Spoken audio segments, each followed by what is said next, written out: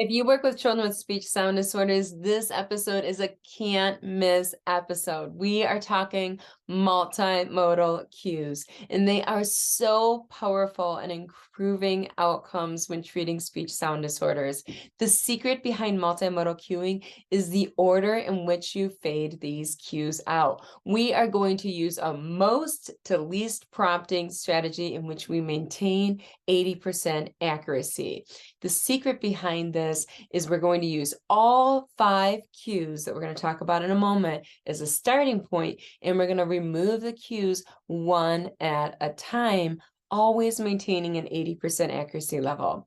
So let's start with the 5 cues. When I'm explaining it to parents, I like to hold up 5 fingers in my hands, and I like to explain, to start, I'm going to give your child every tool in my toolbox. And these tools are as follows. Number 1, slowed unison choral speech. We are going to talk together at 0 miles an hour.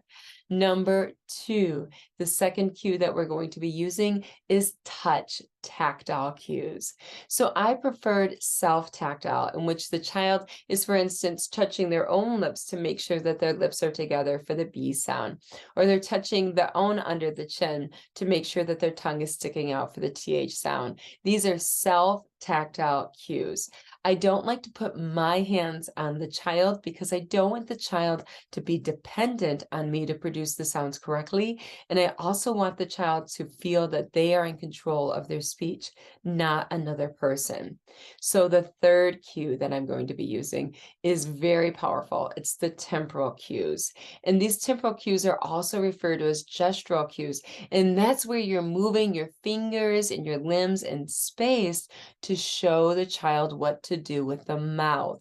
So what you do with your hands and what you do with your fingers, because of entrainment, the body and the mouth being connected, the mouth is going to follow.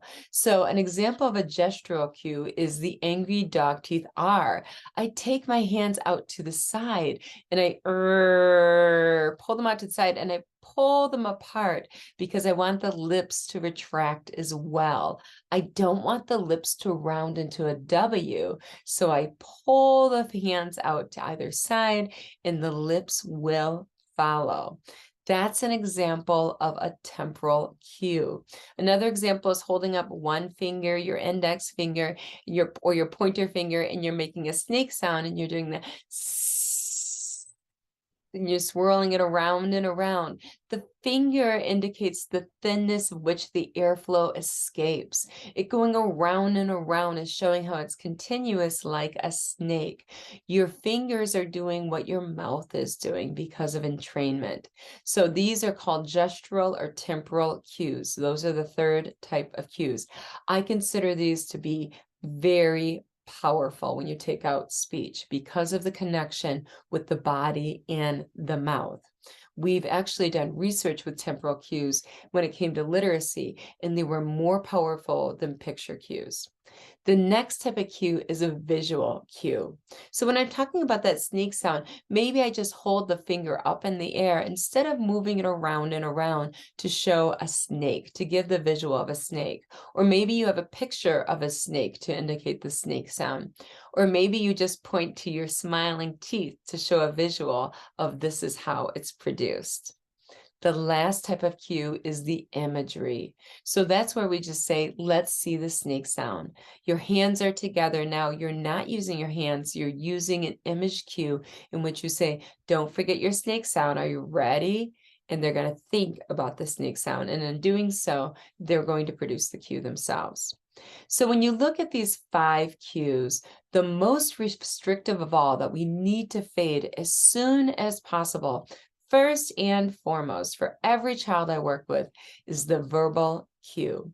There's many reasons for that, and we talked about that last week. But the very important reasons are, 1, self-efficacy. When you take away that verbal cue and the child is speaking by themselves, they feel like I'm in charge of my learning experience. I'm the teacher, which is so important. Second, executive function. If you are giving the verbal cue, you're getting the idea, you're making the motor plan, you're making the motor program, and you're executing executing it. The child is just along for the ride. So you are doing the executive function, not the child. We know that children with speech sound disorders are statistically more likely to have executive function issues. A third major reason why is automaticity. So if you are doing the talking, the child is not mastering the skill. The child remains dependent on you to produce the skill accurately. We want to do the opposite of that. For automation to occur, which is how generalization occurs, what you really want is the child to overlearn it and master it internally so that the child can produce it automatically across context. As long as the verbal skill is there, that is impossible. They cannot master or automatize it. Another reason why is verbal working memory. Verbal working memory is the ability to hold multiple pieces of language information, put it in order, and to speak it out. If you're providing the verbal cue, you're doing that for the child. So it's very important to stop talking to improve the child's verbal working memory. When you improve the child's verbal working memory, two things are happening. One, you're improving their language. Two, you're improving their speech. That's beginning to become very evident in things such as multisyllabic words. A multisyllabic word is almost like remembering 4 separate words and putting them in order. You're also going to see a difference in CVC words. They're going to remember there's a beginning, a middle, and an end sound. You're going to see it in clusters. They're going to stop deleting clusters, and they're going to remember to produce all of the sounds in the cluster. So verbal working memory does not only improve language, it also improves speech. And as long as you're doing the talking, you're not challenging the child's verbal working memory. The child's ability to independently remember the linguistic pieces of information, put them in order, and then say them. Okay, so the first cue we're going to get rid of is the verbal. So the way that that works is in the beginning, I give them every single cue simultaneously.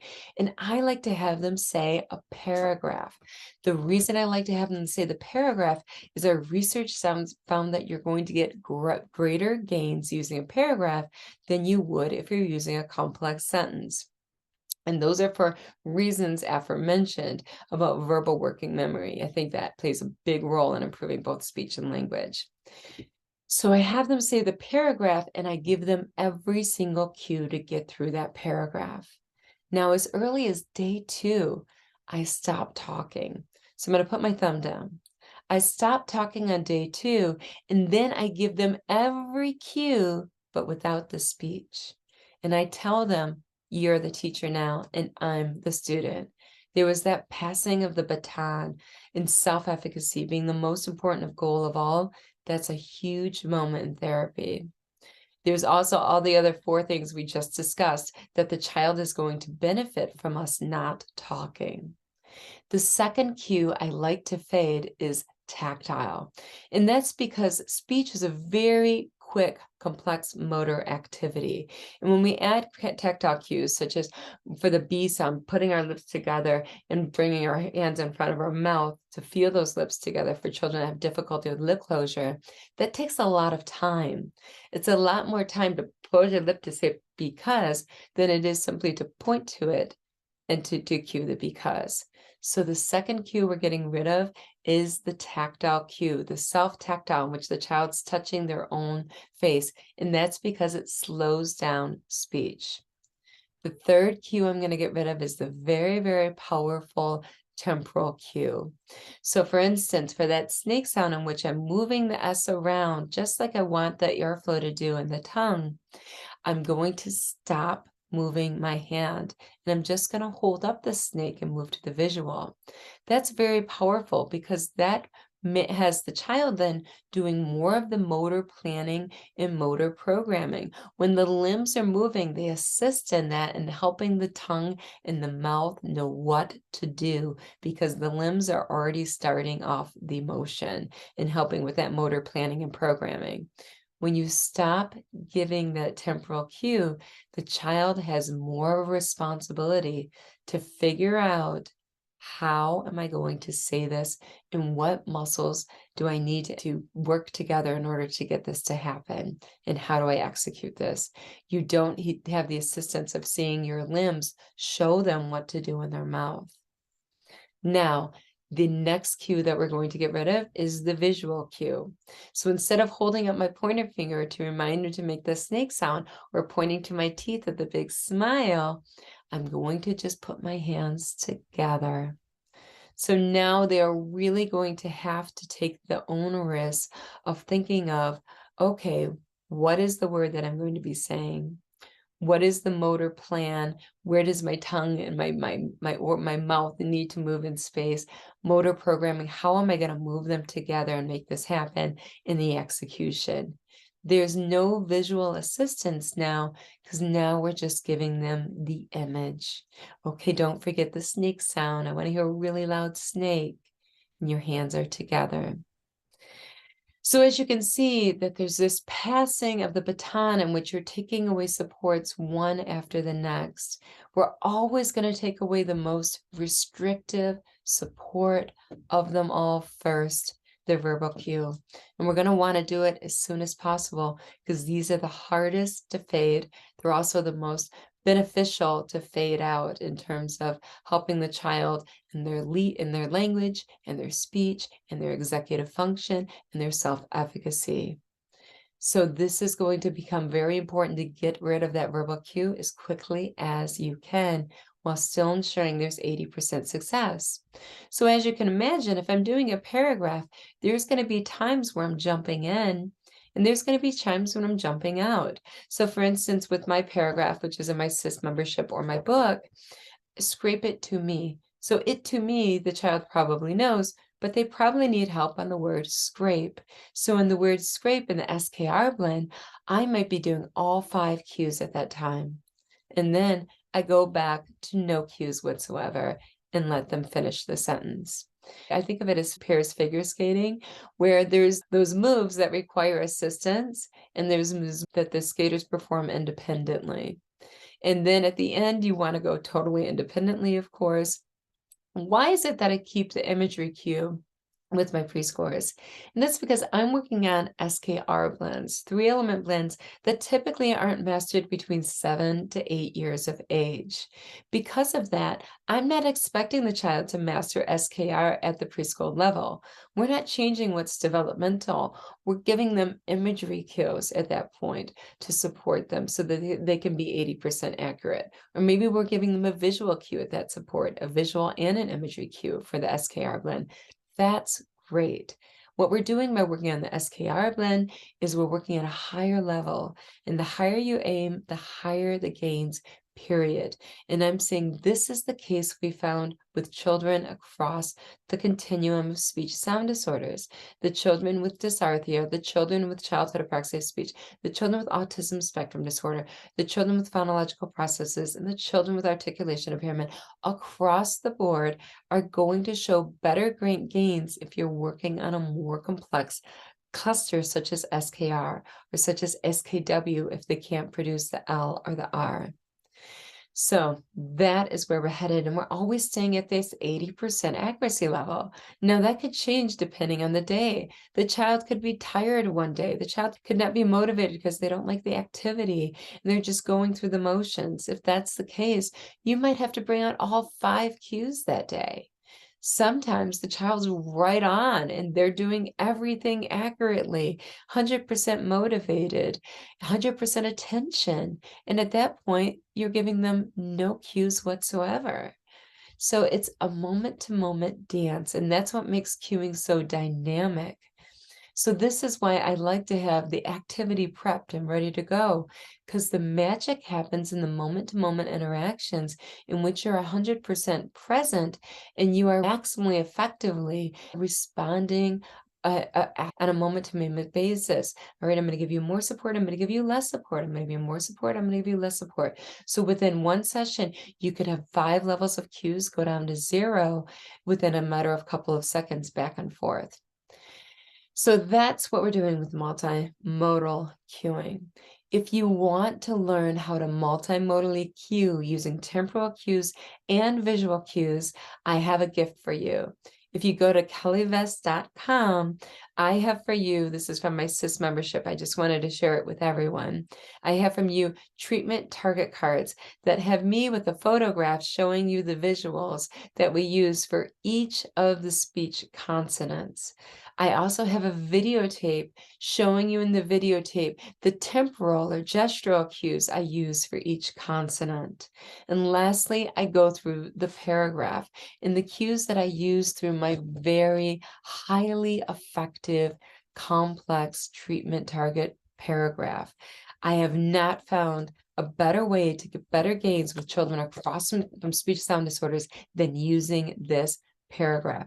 It is gold. Or in my case, it's emeralds because I love emeralds. This is an emerald. The paragraph is an emerald.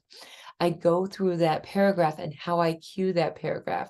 So if you have the paragraph, that's available at the SIS membership or from my book, Speech Sound Disorders, Comprehensive Evaluation and Treatment. You could get it from either of those venues.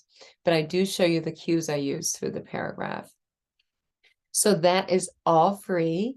Just go to kellyvest.com/speech cues. That's kellyvest.com/speech cues. Go right now, go and download those for free, and you're going to get a lot of use out of them. They are awesome. These are the best cues that I've had for the last 20 years of refining my cues. Now, I encourage you to use your own cues, but they might give you some ideas on how you can modify your own cues to make them even more powerful. So I want you to take all of this information from today, roll up your sleeves, make the world a better place, one child at a time. You're always going to be first.